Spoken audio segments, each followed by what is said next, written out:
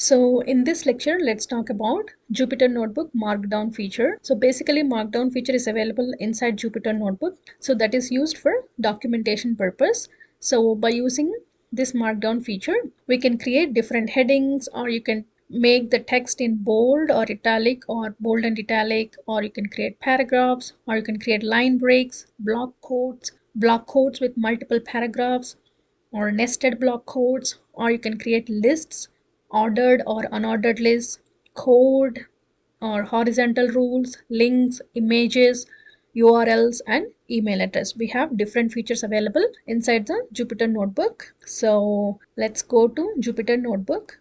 So this is our Jupyter Notebook. We already created a file and named it demo, and we saw how to write a simple Python program, and we executed it by clicking on run, and we saw where it is getting saved by using pwd command, that is present working directory. So now let's see how to create headings. So hyphen heading level 1, and if you notice here under this drop down you can see code, markdown, and raw. So since we are using the markdown feature, click on markdown and click on run. So now you can see you are able to create heading level 1 by using single hyphen. Similarly, if you use double hyphen and heading level 2 and click on markdown and run, so now you can see this is second level heading. Here you can insert a cell. So here we are trying to create different headings, and make sure you select markdown and select run. So now you can see it created a heading. So similarly for heading level 3, give 3 hash and heading level 3, and then select markdown and click shift enter. So now you can see this is heading level 1, this is 2, this is 3, and similarly for level 4 you have to give 4 hash heading level 4, select markdown and shift enter. So now you can see different levels are getting created here. And similarly if you want to do heading level 5, so 5 hash, and you can give the text, select markdown and click on run. So now you can see this is how you are able to create different heading levels. So for heading level 1, 1 hash, heading level 2, 2 hash, and heading level 3, 3 hash, and for heading level 4, 4 hash, and give the text, and similarly 5, 6, and so on.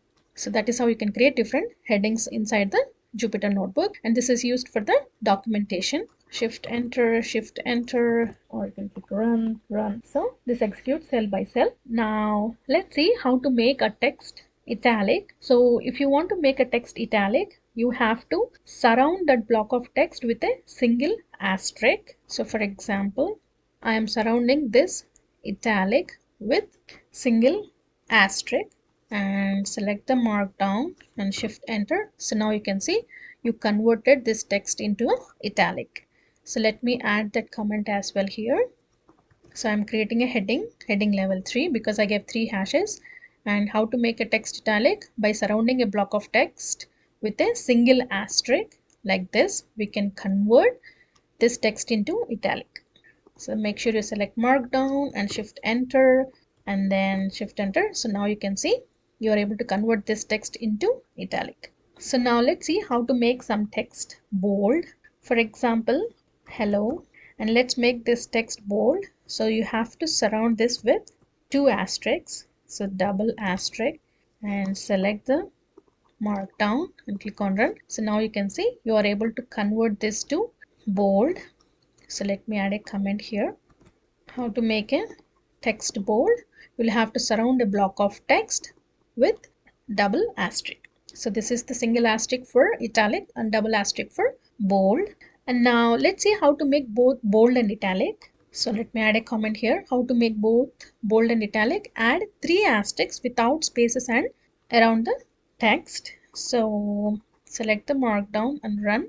So that is the comment. So for example, let's say we have this text is really important. So here we are trying to make this really important both bold and italic. So that is why we surrounded this text with 3 asterisks. So make sure you select markdown and shift enter. So now you can see you are able to convert this text into both bold and italic by using 3 asterisks. And now let's see how to create paragraphs. So you can use a blank line to separate one or more lines of text. For example, let's say you have, I really like using Markdown. So this is one line, and this one I think I will use it to format all of my documents from now on. So here if you notice, we are using a blank line between these two to separate one or more lines of text. So select the Markdown and shift enter.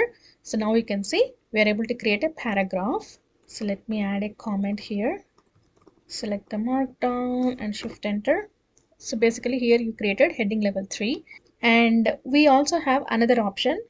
Instead of using blank line, you can also use p tag, that is the paragraph tag. So surround the text with paragraphs. So this is one paragraph and this is another paragraph. So we surrounded this text with paragraph tags, and click on Markdown and run. So now you can see either you can use blank line or you can use p tag to create paragraphs. Now the next one, let's see how to create a line break or a new line. So for example, this is the first line and this is the second line.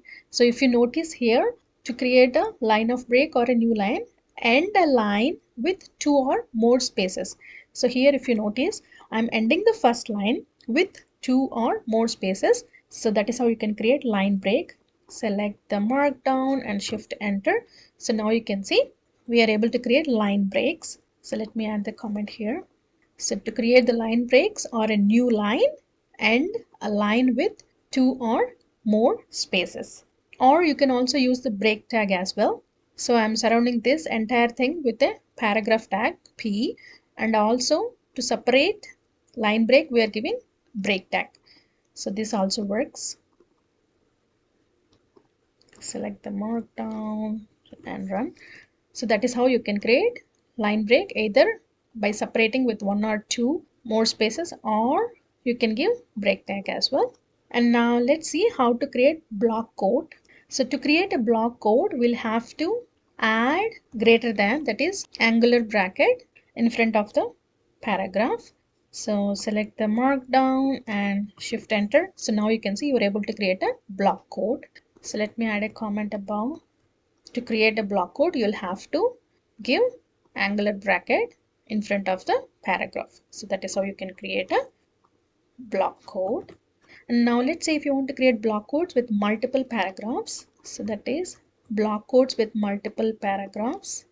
So now for each paragraph, this one and this is the second one, and here the empty line, you'll have to provide this angular bracket in front of the each paragraph. So select Markdown and shift enter or run. So this is how you can create multiple paragraphs. And now let's see how to create nested block quotes.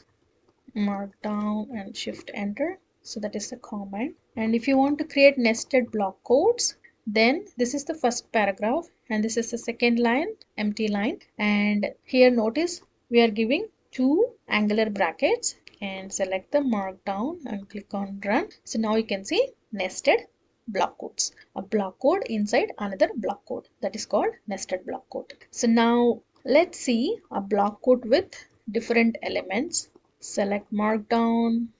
So here I am giving a block quote and then 4 hyphens, and this is a list and bold and italic. So let me select the Markdown and run. So now you will be able to understand. So this is heading level 4 and these two are lists, and this is italic and this is bold. So by using different elements we are able to create block quotes. And now let's see how to create a list. You can organize items into either ordered list or unordered list. So to create ordered list, select Markdown and run. So basically you have to put each list with 1, 2, 3, 4 and make sure you provide space here, otherwise it will not work. So this is the first list and this is the second list, third list and fourth list, and give the numbers here, so that way it will create ordered list. So notice here you are able to create an ordered list. Let's say if you want to create nested ordered list. So this is the first one, second one, third one, and inside third, notice I have again 1 and 2. This is the indented item 1 and 2, and again fourth item. So select Markdown and click on Run. So now you can see you're able to create nested ordered list. And now let's see how to create unordered lists. To create unordered list, you will have to provide hyphen space before each item. Select the Markdown and Run. So now you can see you're able to create unordered list. So let me select the Markdown and Run. So now you can see here you are able to create the first item, second item with the block code, and the third item. So to provide the block code, you will have to give angular bracket. So this is another way of creating unordered list. Either you can use hyphen space or asterisk space. Now let's see how to highlight the code in a line. So here the print is a function. This is the Python code. If you want to highlight this, you will have to surround that inside code tags. So let me select Markdown and Run. So now you can see this function is highlighted. So that is how you can represent a code.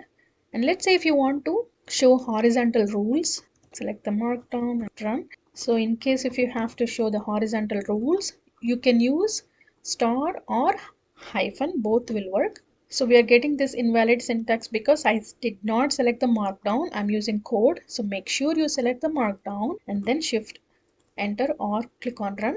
So here you can see this is how you can create horizontal rules. Either you can use asterisk or hyphen, both will work. And now let's see how to create different links.